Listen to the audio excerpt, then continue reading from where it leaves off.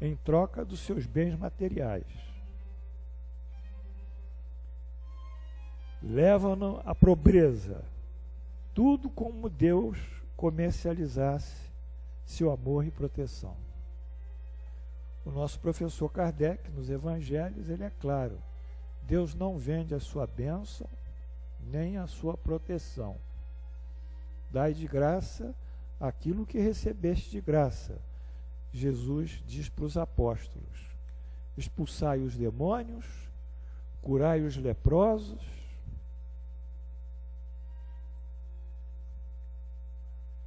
restitui a saúde aos doentes. Dai de graça aquilo que recebeste de graça. Jesus e Mateus. Então não há comércio com a religião. Não há comércio com bênçãos. Não há nada disso.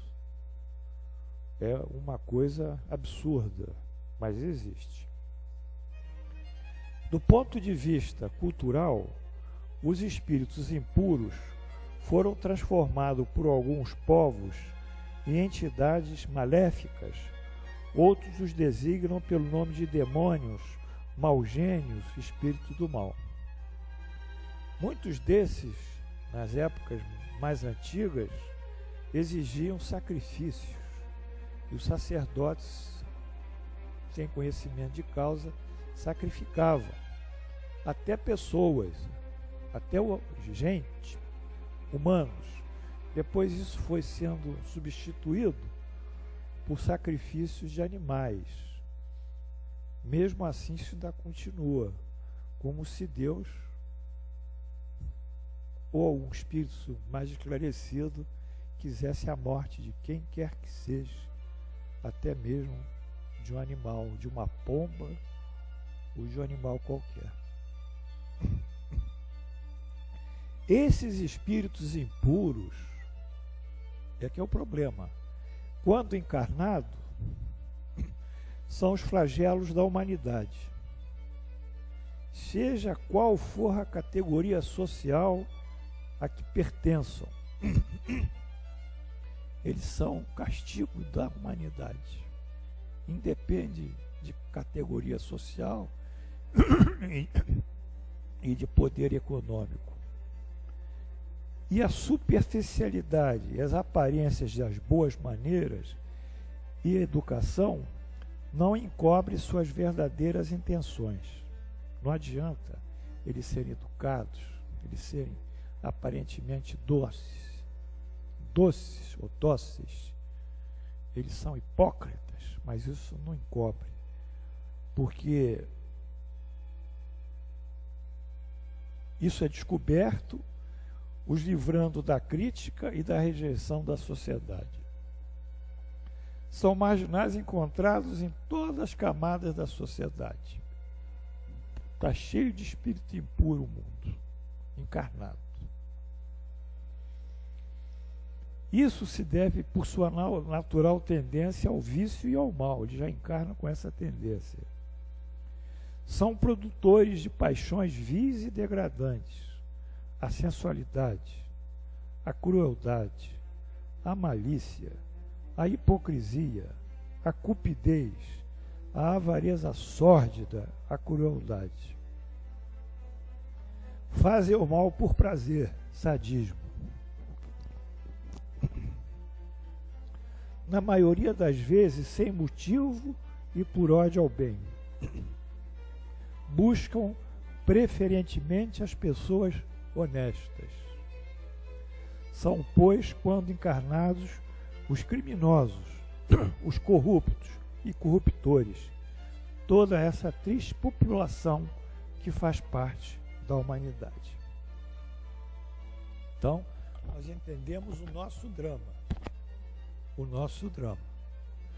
Nós vemos os espíritos impuros encarnados e com ele convivemos. Mas quando eles desencarnam, eles continuam a atuar dentro das possibilidades dele. A única forma de modificar esse quadro é a evangelização e a encarnação de outros espíritos que permitam à humanidade mudar os seus critérios. As novelas estão cheias de diretores e autores que promovem essas coisas. Toda ela é uma luta toda novela é uma luta entre indivíduos. Toda. Não existe um exemplo de uma vida tranquila, de um sujeito que trabalha, que se esforça, que tem a dignidade. Às vezes um tem, mas tem sempre um outro contra ele. Então essa dissensão é clássica em toda novela que é assistida por 40, 50 milhões de brasileiros. Bom, esses são os espíritos mais inferiores, piores. Vamos à segunda, os espíritos levianos. Nível moral, inconsequência e irresponsabilidade em seus atos. São inconsequentes e irresponsáveis. Daí a adjetivação de Allan Kardec, leviano, do espanhol leviano, que julga ou procede irrefletidamente, precipitado, imprudente, sem seriedade. Intromete-se em tudo e a tudo responde sem se preocuparem com a verdade. Comprazem-se em causar pequenos desgostos e ligeiras alegrias, em aborrecer, em induzir maliciosamente ao erro por meio de edificações, mistificações e espertezas. São justamente esses espíritos inconsequentes. Não têm nenhuma responsabilidade. Não avaliam nada do que dizem. Gostam de se divertir às custas de passar a perna nos outros.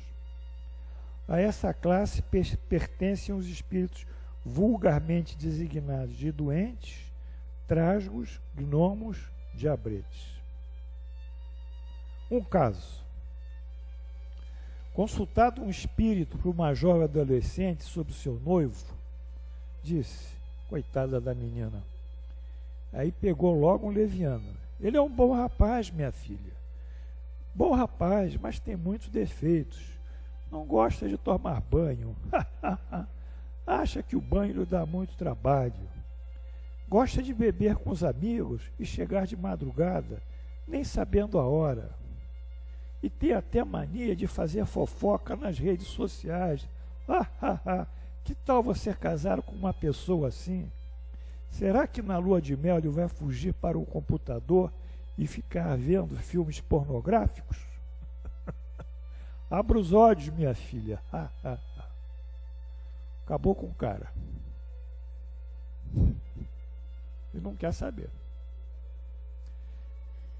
Comentários. Em parte, esse rapaz tinha esse comportamento, mas amava sua noiva e com ela queria casar-se. Essas observações nada construíram, nem o comportamento era tão prejudicial assim. Não era, não chegava a esse ponto.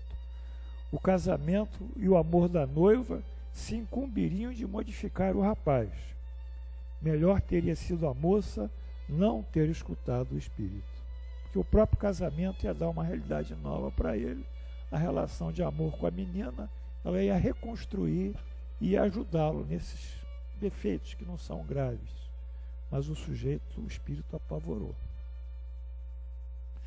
A linguagem deste espírito é divertida, é espirituosa, cheia, entremeada de piadas, xistes, mas parece um humorista, um palhaço do picadeiro de circo. Suas comunicações não alcançam profundidade, tudo é superficial e sem preparo. Muitos humoristas, eles representam esses espíritos, aquelas besteiras todas do mundo rei, as cenas de crítica às pessoas, a gozação. Isso. Um caso. O empresário buscou consulta com o famoso médium, que se dizia vidente. Eis sua resposta: colocar a raposa para tomar conta do galinheiro ou o lobo das ovelhas é a sua desgraça. Você é como se fosse uma galinha ou uma ovelha, não sabe onde foi parar. Mas tem gente que depois de ser uma raposa ou lobo, corta o rabo e dá uma de chapeuzinho vermelho junto à vovozinha. Aí tudo muda, como o camaleão muda de cor. Enfim, ele aconselha ao empresário, não é, a mudar sua conduta, sendo um sujeito hipócrita também, como diz que ele é vítima da hipocrisia de alguém. Comentário: fala cheia de ironias e piadas que nada esclarecem, e no final o deboche tão comum do espírito leviano. Ele bota o cara inseguro e começa a rir, porque gostou. É um palhaço, um diabrete. Não é? E o pensamento desses espíritos? As ideias procuram espalhar sempre o lado ridículo dos homens. São cheias, esses caras são cheios de caretices, ironias, sátiras, caricaturam as pessoas. Eles gostam de ficar criticando, caricaturando, riem, debocham. Um jovem, em meio a uma sessão espírita pública, ao tomar passes, escuta o médium dizer-lhe: eu sou um espírito que conhece tudo e por isso aconselho você a não dar atenção a quem quer criticá-la. São os que têm cara de fuinha, outros orelhas de elefante, outros ainda falam como maritacas. Seu ambiente é de jardim zoológico, um grande jardim zoológico.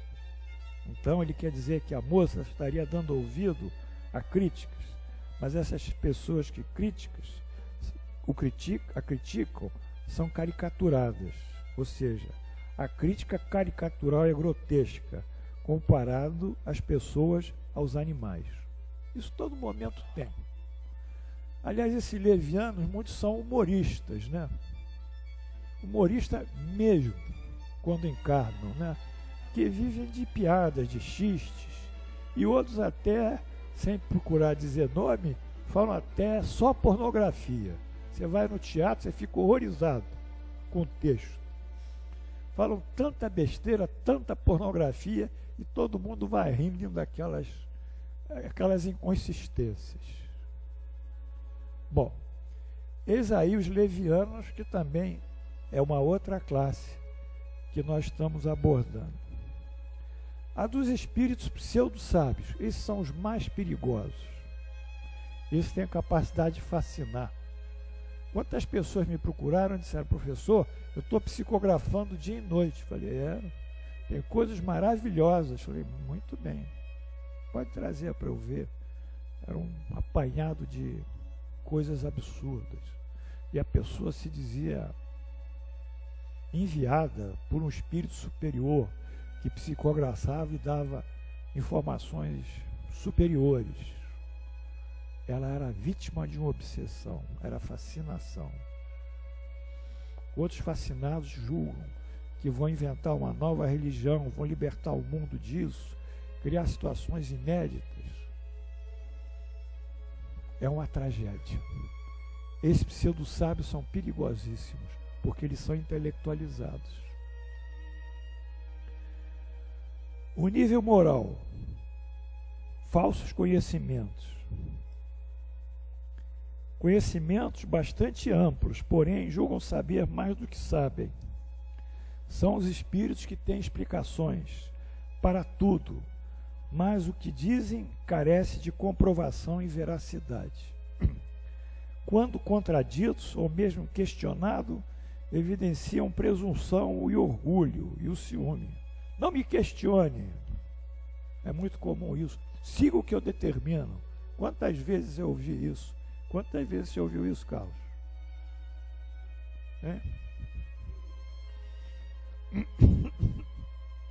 Na Terra, enquanto palestrantes espiritualistas, ou mesmo espíritas, aqui está errado, espíritas, empolgam o público com as mais inéditas teorias e explicações, acenando com comunicações surpreendentes e bombásticas. Sento numa mesa aqui com o palestrante, fala uma porção de coisas surpreendentes, bombásticas.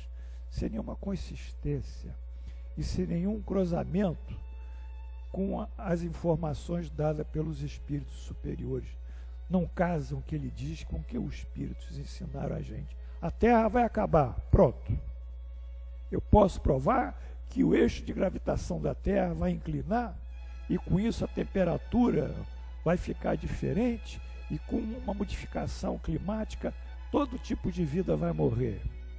Ele sabe falar um pouquinho disso. E as pessoas dizem, quando vai ser? 2012. Pronto, vamos vender tudo. Ou vamos ficar debaixo de um abrigo subterrâneo, vão ao supermercado, enche aquilo tudo de comidas, de alimentos, e ficam ali esperando a Terra acabar. Isso existiu, vocês viram? Em 2000, 2012, enfim. E a gente, aqui mesmo eu dizia, aqui na aula, olha, vamos esperar a Terra acabar, pelo menos a gente fica numa boa. São esses espíritos que enganam. Um caso. Senhor, ainda na sala de passes, quase ao final da sessão pública, em centro espírito, é chamado por um dos médicos que o conhece como médico. Chama aquele senhor lá. Pede, o senhor vem. Trava-se o seguinte diálogo. Aí diz o espírito: tem um remédio que pode curar qualquer tipo de câncer, diz o espírito. É retirado de uma folha tropical, sofrendo todos os procedimentos químicos para isolamento de um princípio ativo. Tudo isso é linguagem técnica da química. O médico retruca: tem? Sabe qual é o nome do princípio ativo? A substância química responsável? Porque dentro daquela planta vai destilando ela e separa uma substância que é o princípio ativo dela, que depois pode até ser sintetizada em laboratório, mas ela tem uma fórmula química. Aí o médico quer saber. Como? Está duvidando do que sei? Eu fui um grande cientista quando encarnado, não aceito críticas ao meu trabalho. Mas retruca o médico: eu não estou criticando, eu estou querendo saber. Você é um desconfiado por natureza, não converso mais. Agora, se o médico não questiona, vai acreditar que tem a planta, vai começar a pegar a planta lá no mato, vai fazer um infusório dela e depois vai mandar todo mundo tomar, que aquilo faz bem. Toda hora aparece isso. Comentários. Para os pseudo-sábios, as indagações e questionamento constituem poderosíssima ameaça à sua face. Eu digo isso não só em relação a eles, como todos esses espíritos. Nós temos que questionar. Não tem que aceitar as coisas assim, não. Tem que aceitar, tem que questionar. É um direito que o Espiritismo nos dá, o questionamento. Por isso que o Livro dos Espíritos é todo ele de questionamentos. Allan Kardec questiona 1019 perguntas, fora os sub-itens. Ele questiona. A linguagem deles, tendo realizado algum progresso, a linguagem apresenta-se séria, riqueza vocabular, denota erudição. Com isso, sobrepõe a forma ao conteúdo. Quer dizer, eles falam tão bem que mascaram o conteúdo. Isso é muito comum em oradores. Sabem quem? Políticos. Político usa muito isso. Pô, o cara tem um discurso tremendo. A gente quer saber o que ele quer, a gente não sabe. O que ele propõe, a gente não sabe. Aí os jornais, as mídias agora estão dizendo: olha, fulano prometeu isso. Aí começa a fazer um elenco de promessas dele. Hein? Com um discurso desse. Não. Pois é tudo igual. Lá em cima e aqui embaixo é tudo igual. Aí promete, aí fala muito bem, sabe articular, sabe se expor e seduz a multidão, a massa. Mas no fundo, está cheio de erros e presunções. São como homens muito bem vestidos, porém, ao serem entrevistados, vazios de conhecimento. Estão trajados de smoking, mas por dentro não tem nada. Tá certo aí? Tem uns que, por exemplo, a gente vê, diz assim, eu vou diminuir o imposto de renda. A gente fica pensando, esse cara é candidato a vereador, ele só pode legislar no município. Como é que ele pode diminuir o imposto de renda se a legislação é federal, não é municipal? E vai por aí. Eu vou acabar com isso, eu vou acabar com aquilo, né? Então, ele sobrepõe o conteúdo, a dramaticidade, a forma. Um caso. Fala o espírito pseudo-sábio.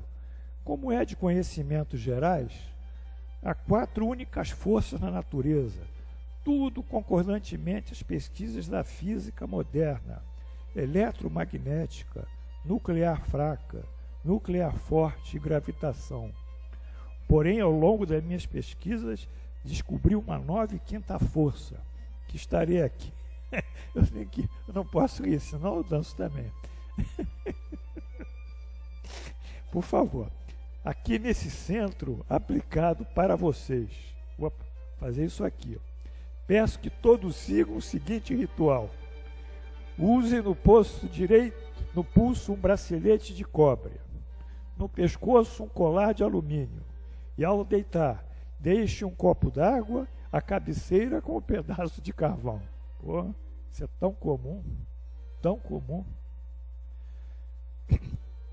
Mas como essa força, como ela se manifestará, indaga um dos presentes. Ela apresenta alguma ligação com essas 4 forças conhecidas? Não, é uma força eletromagnética ainda desconhecida pelo homem. Apresenta 2 ligações vetoriais com as dos outros planetas. Está também ligada aos extraterrenos. Esses extraterrenos faturam um bocado. Esses espíritos faturam um bocado em cima dos extraterrenos. O espírito permanece. O senhor poderia informar-me a função do copo d'água, do carvão, do bracelete e do colar? O espírito permanece em silêncio, em seguida responde: isso ainda não descobri, mas basta seguir o que eu mandei. Comentários. Como se vê, é uma argumentação teórica. Muitos termos técnicos, sem qualquer conclusão, o vazio explicativo se evidencia.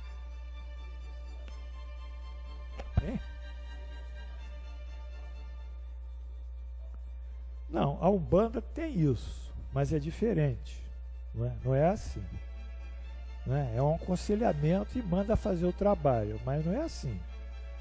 Que descobri, que fiz, que eu sou isso, sou aquilo, sou único. Aí é outra coisa, é o homem, o espírito que assumiu um papel de sumidade. O conteúdo do pensamento são ideias aparentemente elevadas do ponto de vista científico e moral. No obstante, tudo nada mais é do que preconceitos e de sistemas fanáticos que defendiam quando encarnados. Muitos deles são assim.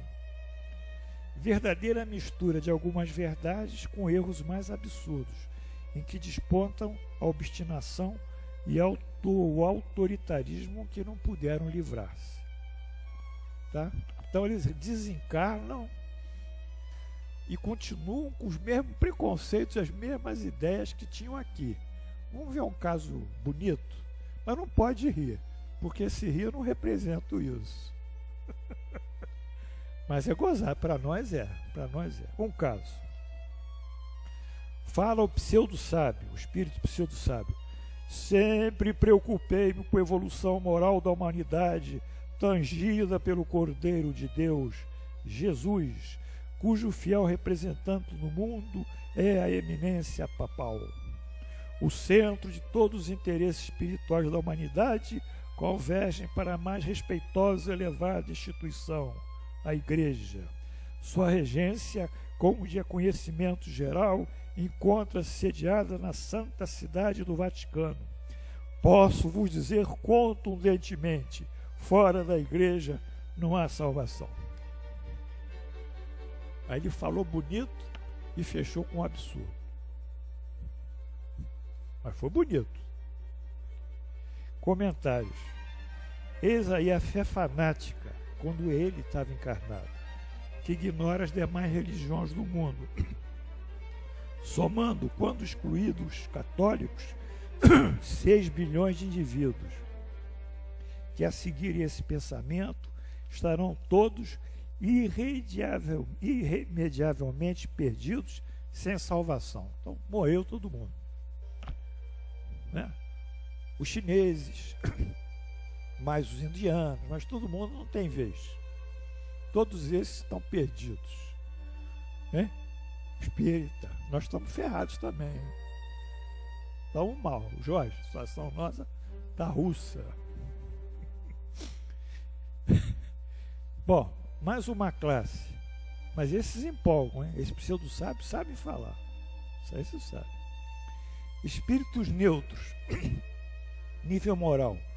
Eles distanciam-se dos valores morais e dos aspectos morais negativos. Não são bastante bons para fazerem o bem, nem maus para fazerem o mal.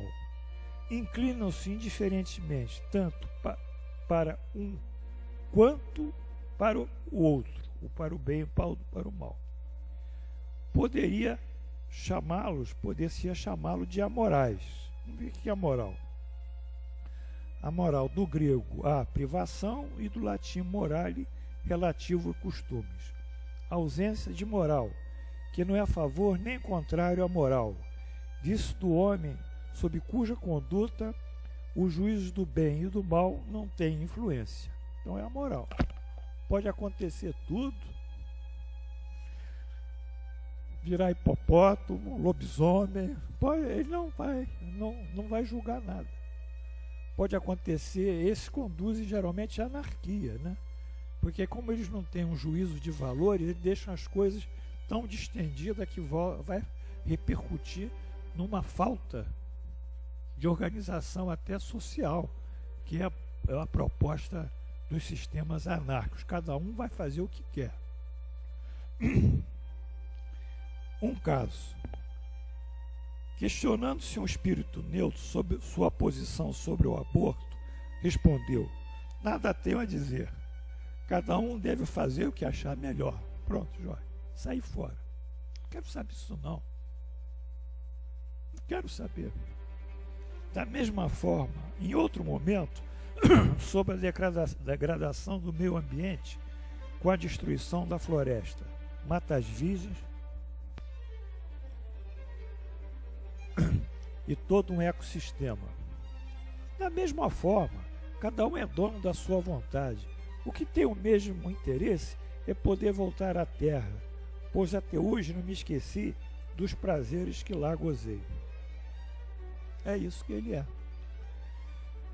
O que se observa nele? A omissão, a indiferença e o egoísmo. Preocupação mesmo só com ele próprio. Os outros que se lixem. O bem e o mal, ele não quer se meter. Então, esses são os espíritos neutros. Um caso. Expressão verbal. A linguagem, no caso deles, é marcada pela vulgaridade e a pobreza vocabular. Tudo fruto do desinteresse em se melhorar e progredir. Eles não querem, né, evoluir. Um caso. Diz o espírito neutro: tudo para mim é muito simples. Não tenho interesse em aprender. As coisas já estão boas como estão. Não me perguntem coisas que não sei responder nem explicar. Enfim, não quero saber de nada. Comentários. A pobreza intelectual e a expressão verbal, igualmente pobre, tipificam a sua linguagem. O conteúdo do pensamento é a pobreza ideativa. Por serem seus caracteres básicos, omissão e indiferença, evitam temas que lhe exigiriam algum esforço. Não obstante, apegam-se às coisas do mundo, de cujas grosserias sentem saudade. Vamos para um caso. o discurso se repete. Nada tenho a dizer, nada posso explicar. Vivo muito bem dessa maneira. Vocês aqui se lixem.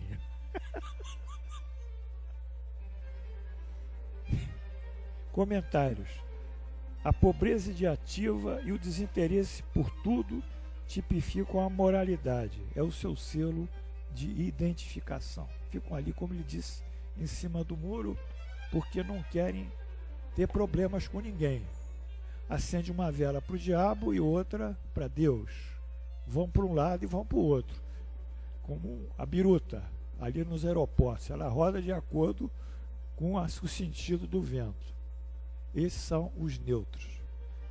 Mas esses não fazem o mal, né? O mal são os primeiros lá, os impuros, e outros muito difíceis são os pseudo-sábios.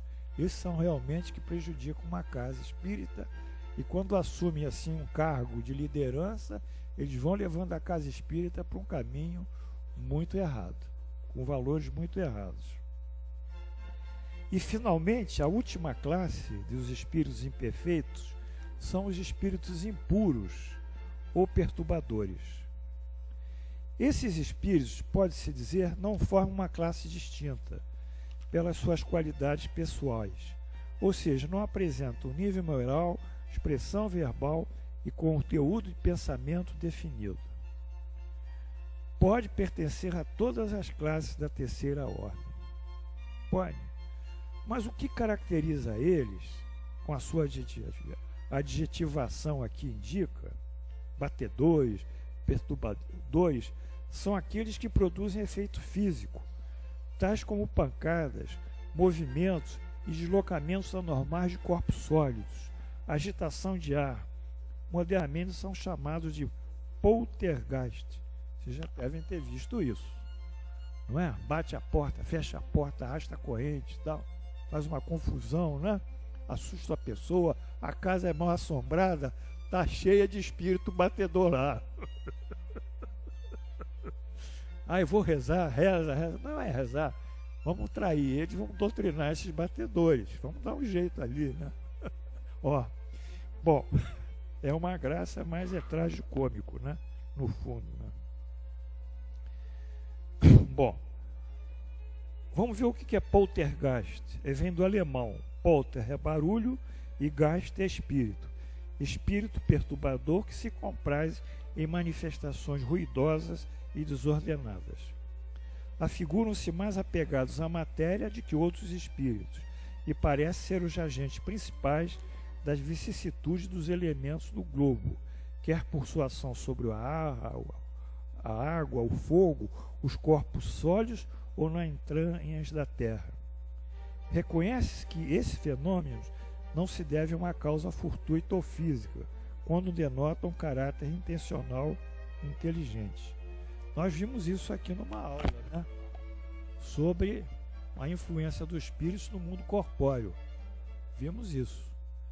Esses espíritos que influenciam o mundo corpóreo, que influenciam as correntes marítimas, as correntes aéreas, formam as condições atmosféricas, os climas, tudo isso é dirigido, né? A umidade, que trabalham debaixo da terra, equilibrando as falhas geológicas, etc., em todos os níveis. Esses espíritos, eles são próprios para isso, porque eles têm um perispírito pesadíssimo. Então eles conseguem atuar sobre a matéria física. Mas quem dirige eles são os espíritos superiores. Nesse caso, no equilíbrio dos ecossistemas e da própria sobrevida da Terra dentro de uma biosfera, quer dizer, todas as formas de vida, o clima, etc., e a natureza equilibrada. Mas quando não são bem coordenados, eles fazem barulho. Bom, todos os espíritos podem produzir esse fenômeno, mas os espíritos de ordem mais elevada os deixam em geral a cargo dos espíritos subalternos. É isso que os espíritos fazem, que comanda eles. Eles que dirigem essas ações na natureza. Por quê? Porque eles são mais aptos às coisas materiais que para os espíritos superiores, inteligentes. Quando julgam que essas manifestações são úteis, servem desses espíritos como auxiliares. Tá? Então, os espíritos que batiam na mesa, rodavam a mesa lá com o professor Kardec, poderiam ser espíritos batedores, mas depois poderia até ser um espírito superior que condensasse o seu perispírito, de forma a movimentar a mesa. Mas esses espíritos são tipicamente ligados aos fenômenos da natureza, batedores ou perturbadores. Então essas são as 5 classes de espíritos imperfeitos que nós vimos. Agora vamos ver um caso emblemático, eu diria, que demarca de uma certa forma o início do espiritismo, antes de Allan Kardec. Vamos lá. Um caso, o episódio de Hydesville. Hydesville é um vilarejo, isso aqui foi escrito por Sir Conan Doyle, que ele escreve a história do espiritismo. Conan Doyle, que é autor de Sherlock Holmes, né? Hydesville é um vilarejo típico do estado de Nova York, com uma população primitiva, certamente semi-educada, mas provavelmente, como os demais pequenos centros de vida americanos, mais livre de preconceitos e mais receptivo das novas ideias de qualquer outro povo da época. São criaturas ingênuas e ignorantes. Aquela povoação, situada a cerca de 20 milhas da nascente cidade de Rochester, consistia de um grupo de cidades de madeira, de casas de madeira. Aqui está errado, hein? Casas de madeira, de tipo muito humilde. Foi numa dessas casas, residência que não satisfaria a exigência de um inspetor do Conselho Distrital Britânico, que se iniciou o desenvolvimento que atualmente, na opinião de muitos, é a coisa mais importante que deu a América para o bem-estar do mundo. Aí, isso foi feito, isso é no século XIX. A opinião de Doyle, que seria uma grande contribuição que a América deu para o mundo. Esses fenômenos que lá se deram. Era habitada por uma honesta família de fazendeiros de nome Fox, um nome que, por curiosa coincidência, tinha sido registrado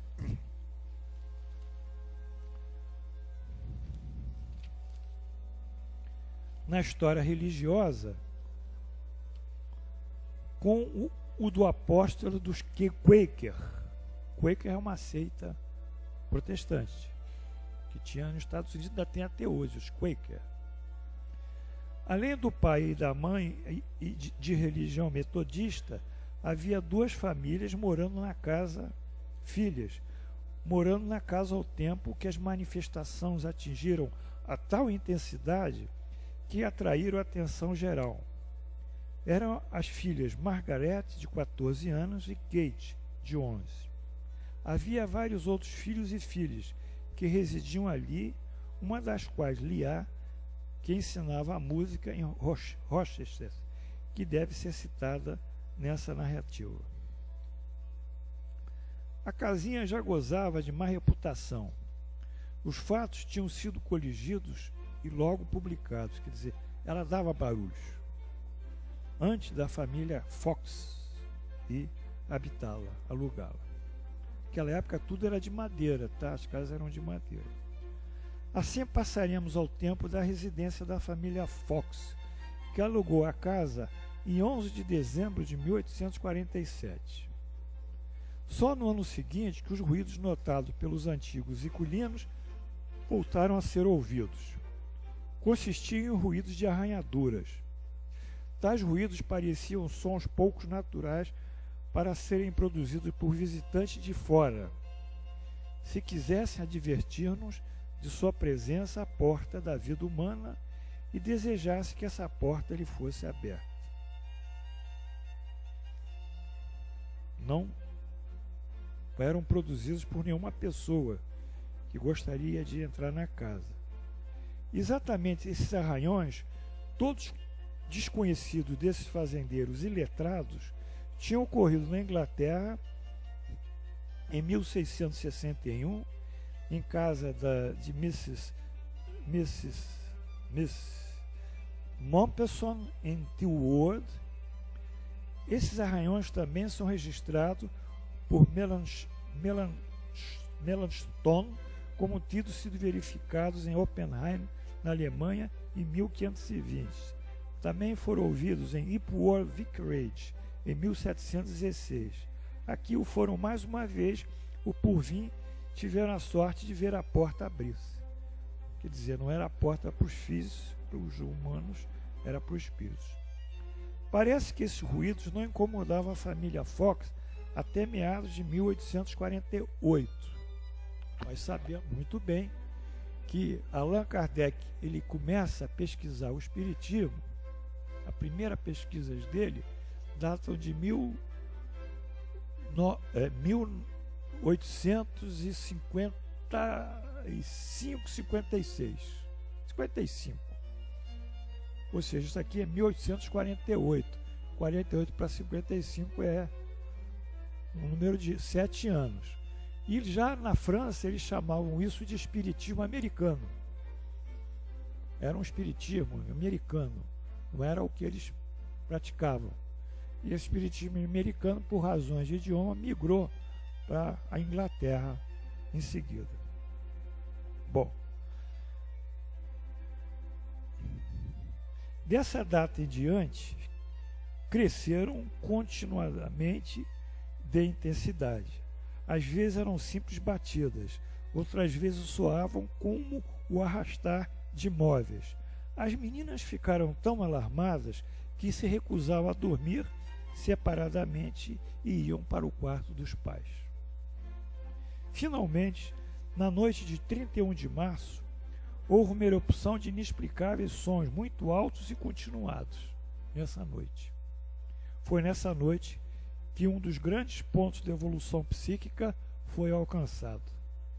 Desde que foi nessa noite que a jovem Kate Fox desafiou a força invisível às batidas que ela dava com os dedos. Então, a Kate chegou na parede de madeira da casa e começou a bater. Tem até umas ilustrações sobre isso, clássicas. A Kate Fox batendo e os pais segurando um candeeiro à noite, vendo aquela cena, todo mundo assustado. Conquanto o desafio da mocinha tivesse sido feito em palavras brandas, foi imediatamente respondido. Cada pedido era respondido por um golpe. Então lá batia e dizia: quem é você? O que está acontecendo? E ali as batidas iam sendo codificadas como num sistema telegráfico. Cada batida, cada número de batidas era considerada como uma letra.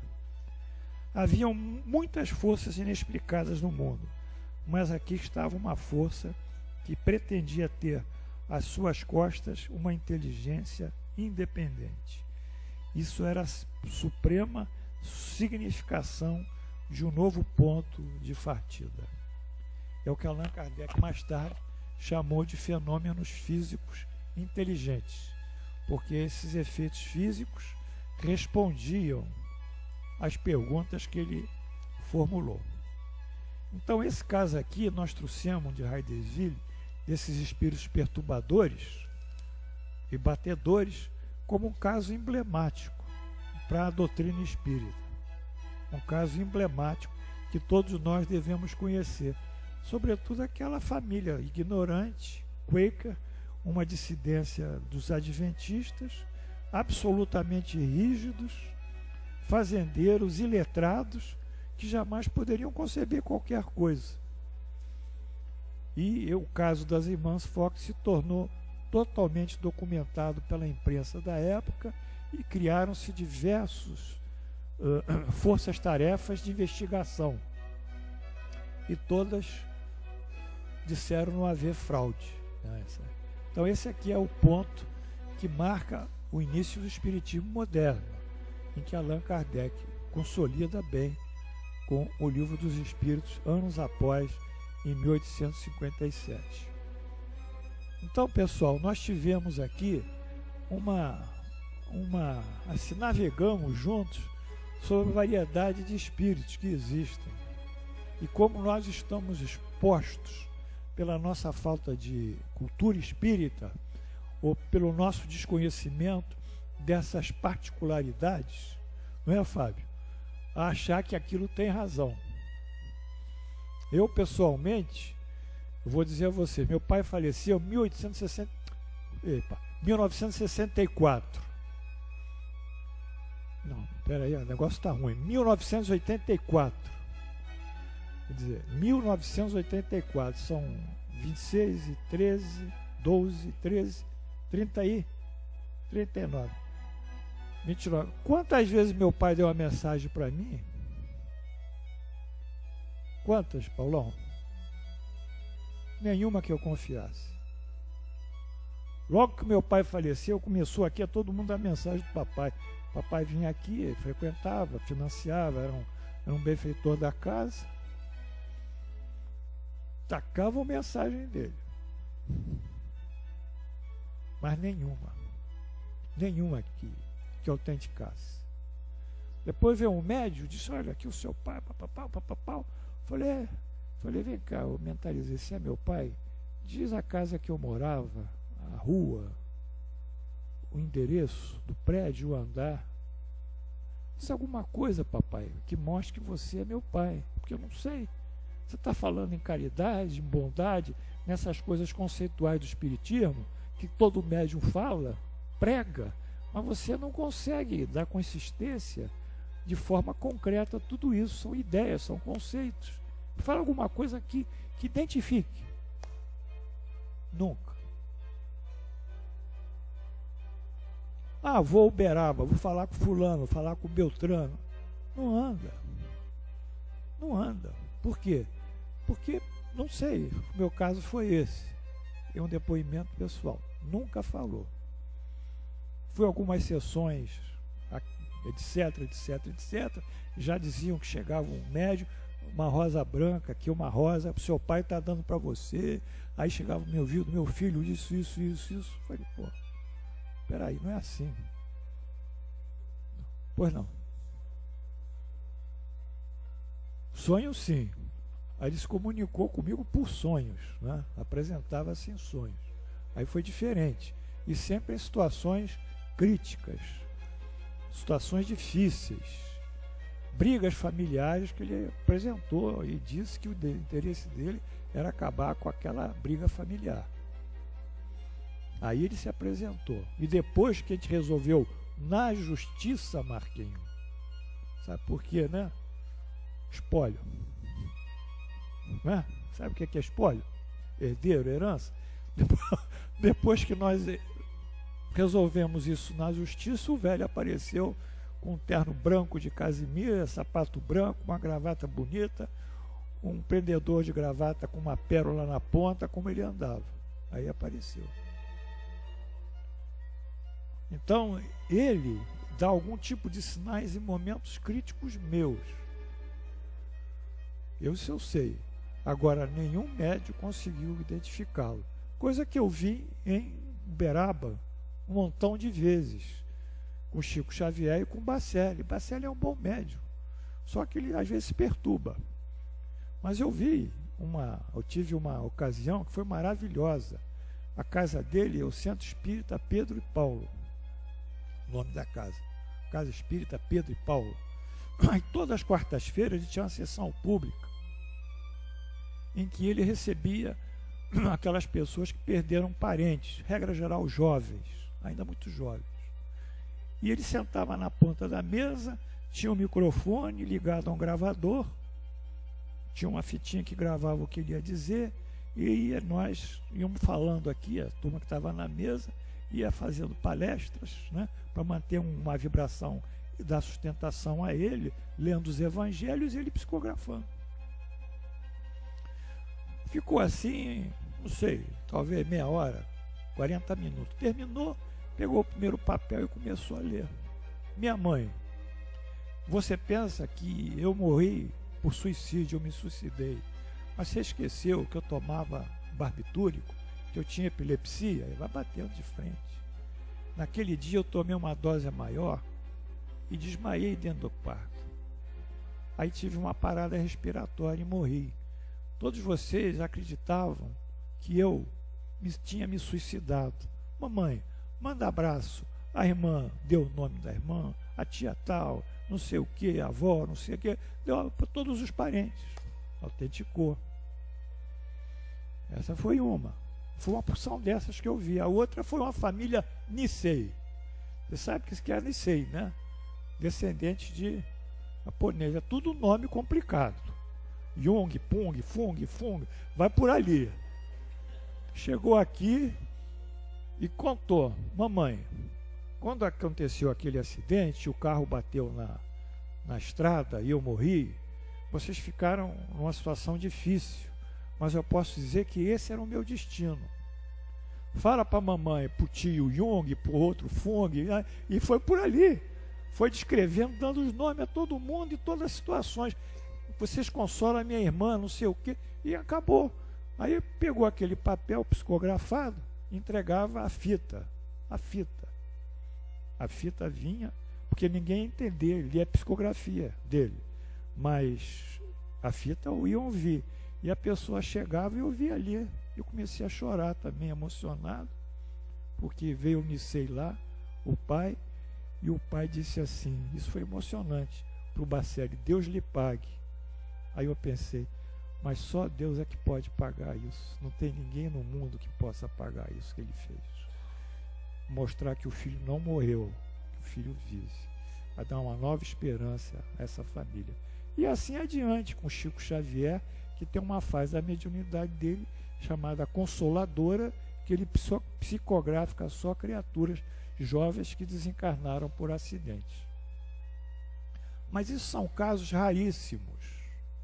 São casos raríssimos, porque o habitual é muito difícil que o médium consiga essa identificação.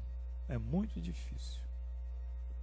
Bom, então nós estamos terminando.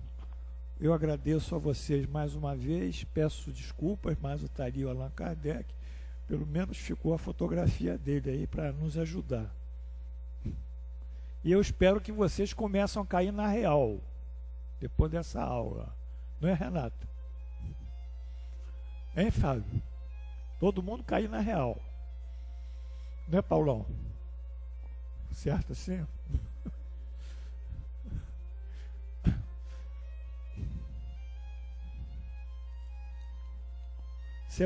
Na próxima aula a gente vai falar sobre os bons espíritos. Aí é uma coisa belíssima, que a segunda ordem é uma ordem maravilhosa, né? Os bons espíritos. Apagar a luz aqui, Ave Maria.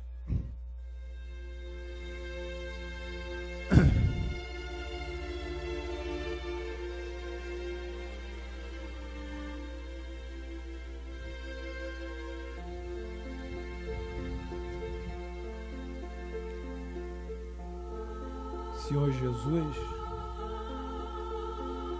nós vos agradecemos por tudo o que temos recebido de vós, pelos vossos ensinamentos, os vossos evangelhos, que vão gradualmente produzindo em nós a nossa modificação moral. Agradecemos a Deus com a sua bondade, com o seu amor, com o seu carinho, com a sua sabedoria, com a sua proteção a que cada um de nós, filhos por Ele criados, nos dedica. Senhor, nesse momento, agradecemos o privilégio dessas verdades de espíritos superiores poderem ter sido passadas a todos aqui que nos ouviram. Sabemos que a partir dessa aula há um divisor de águas entre o antes e depois em relação ao lidar com espíritos.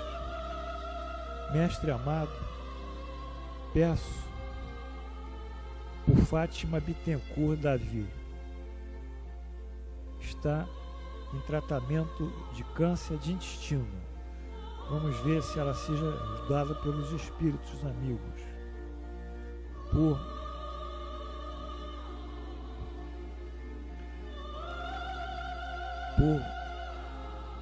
não sei se é Lurdinha Marques Moreira, 15 anos, é a neta da nossa aluna Lurdinha, que qualquer hora vai aparecer aqui, se Deus quiser. Peço por todos esses irmãos cujos nomes se encontram nesses papéis, para que sejam irradiados. Peço por Luiz Galasso, seu irmão lá em São Paulo, sua família, grande sofrimento, que Luiz Galasso seja ajudado e a sua família também. Peço por Odete de Oliveira Gonçalves, 1 ano de desencarnação. Por Ricardo William Viana, que também está irradiando na sua quimioterapia, e também Álvaro Alves Grilo, na UTI do Hospital Silvestre. Peço por todos esses irmãos desencarnados, aonde estiverem. E assim, em vosso nome, e em nome de Deus Onipotente, encerramos a nossa aula com a prece que nos deixaste, Jesus.